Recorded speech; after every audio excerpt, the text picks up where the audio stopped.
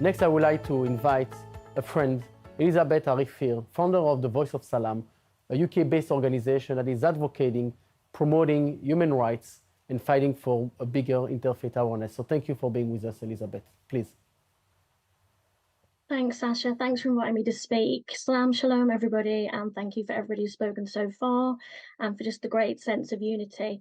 Recent events has definitely brought time to reflect on religious coexistence and particularly about respecting difference and also being inclusive. As a Muslim woman, I know how hurtful it is for Muslims to witness the Holy Quran being burnt.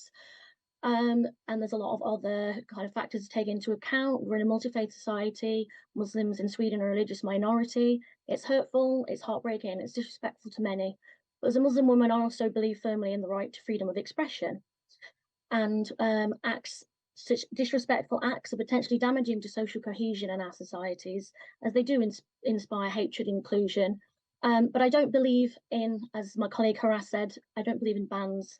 I think that we need to always actively discourage and denounce such behaviour, as it's setting as it is. And at least in the Muslim context, I think we need to look at tackling the root causes. Why do people feel such hatred to want to go out and publicly offend religious minorities?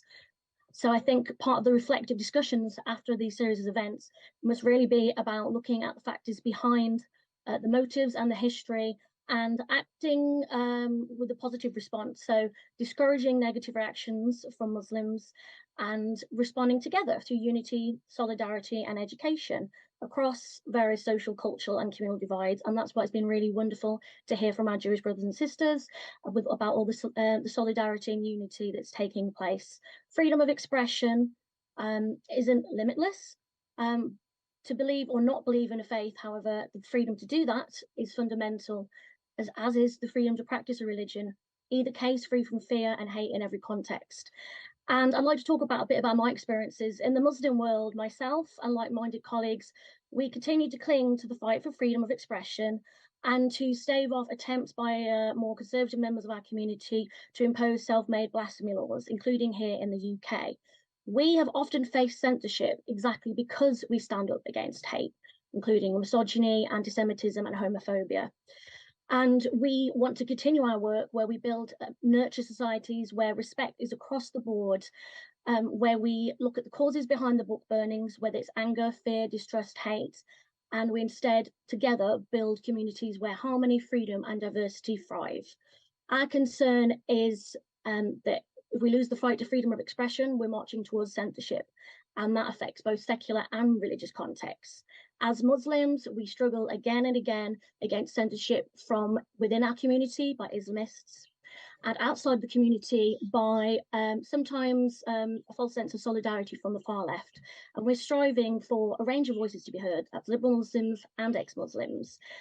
Voices of those with lived experience, including ex-Muslims and religious minorities from Muslim countries, they mustn't be silenced and censored. As a society, we need to understand the views that people hold and the experiences behind the hate and the effects of trauma and conflict as well. We must always denounce hate speech and violence, but we also need to study the social, political, and cultural context behind such divisive acts. And of course, this needs to take part as a broader mission of us and across religious communities and secular communities to build a society based on mutual understanding, dialogue, and inclusion, where there is no room for hatred for people of faith or no faith, and where listening, dialogue, and healing are paramount. No, we won't tolerate the intolerant. We need to promote education on grassroots levels, solidarity across communal divides, and understanding, whilst of course recognising the role of law to keep us safe.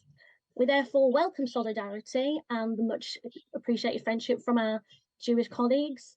And we also within that acknowledge that there's a very different history and context. Another speaker, the first rabbi, talked about the book burnings in Nazi Germany.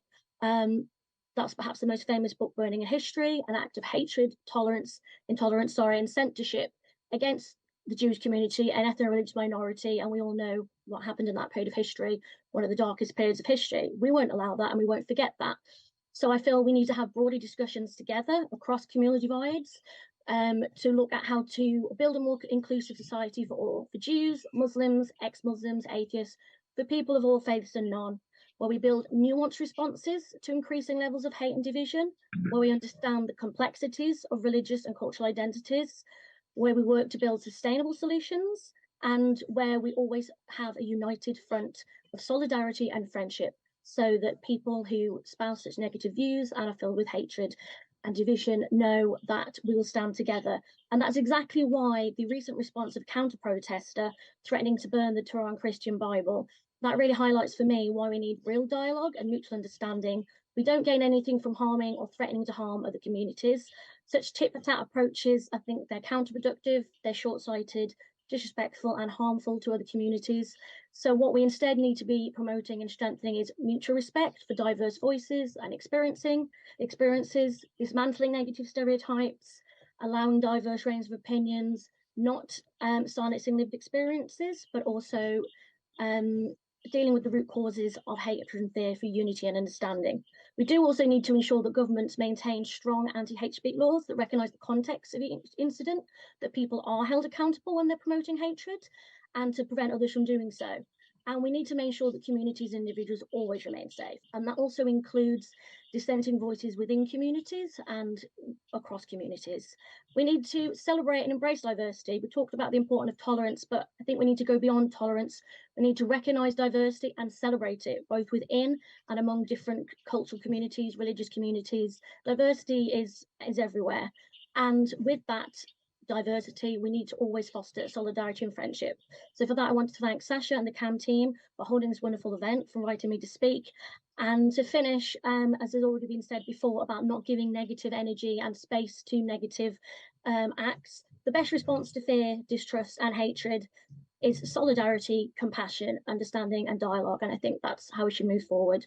I wish a meaningful fast to all our Jewish siblings marking today, and to all our Muslim brothers and sisters marking Muharram. Thank you. Thank you so much. And yes, dialogue is key to success in this fight.